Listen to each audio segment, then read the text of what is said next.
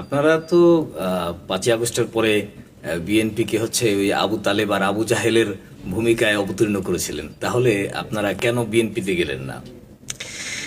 আসলে বিএনপির মধ্যেও যারা একটু বুঝমান, মোটামুটি ধর্ম সম্পর্কে বুঝে, তারাও মামুন সাহেবের ওই বক্তব্যটাকে খুব ভালোভাবে নেয় নাই। কারণ আবু তালেবও কাফের, আবু জাহেলও কাফের।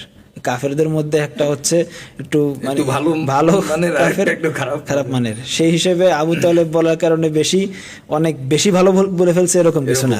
মামুন সাহেবের একটা অন্যতম বৈশিষ্ট্য হলো উনি সব জায়গায় খুব ভারসাম্যপূর্ণ বক্তব্য দিয়ে থাকেন। বিএনপির ব্যাপারে আমাদেরও এখনও এরকমই কথা। বিএনপিকে আমরা আবু তালেবের ভূমিকায় এখনও দেখতেছি। মোটামুটি আওয়ামী লীগ যেই পরিমাণ ইসলাম বিদ্বেষী ছিল, বিএনপি এত ইসলাম বিদ্বেষী না, এটা আমরা স্বীকার করি। বাকি চাঁদাবাজির ক্ষেত্রে বা জুলুমের ক্ষেত্রে এখনও বিএনপি কী পর্যায়ে যাচ্ছে এটা বলা যাচ্ছে না, কেবলমাত্র 6 মাস হলো।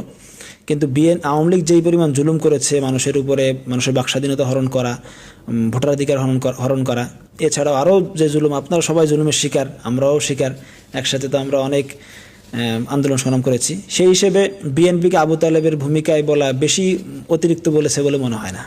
বাকি মামুন সাহেব বিএনপি জামাত কোনো দিকেই 5ই আগস্টের পরে যাওয়ার জন্য উতলাও হন নাই এবং কোনো লবিংও করেন নাই, কারোর সাথে যোগাযোগ করেন নাই। মামুন সাহেবের ইচ্ছা ছিল আমরা নিজস্ব রাজনীতিটাকে দাঁড় করাবো এবং আমরা বাংলাদেশ খেলাফত মজলিসটাকে শক্তিশালী করব এবং আমাদের দেওবন্দি ঘরানার যে আমরা একই মতাদর্শের যারা আছি তারা আগে ঐক্যবদ্ধ হব, ঐক্যবদ্ধ হওয়ার পরে এরপরে আমরা কোনো একটা বড় শক্তির সাথে যাওয়ার চেষ্টা করব। কিন্তু এখানে ভিন্ন ভিন্ন দল আগেই অন্যদিকে চলে যাওয়ার কারণে ওইটা আর সম্ভব হয় নাই।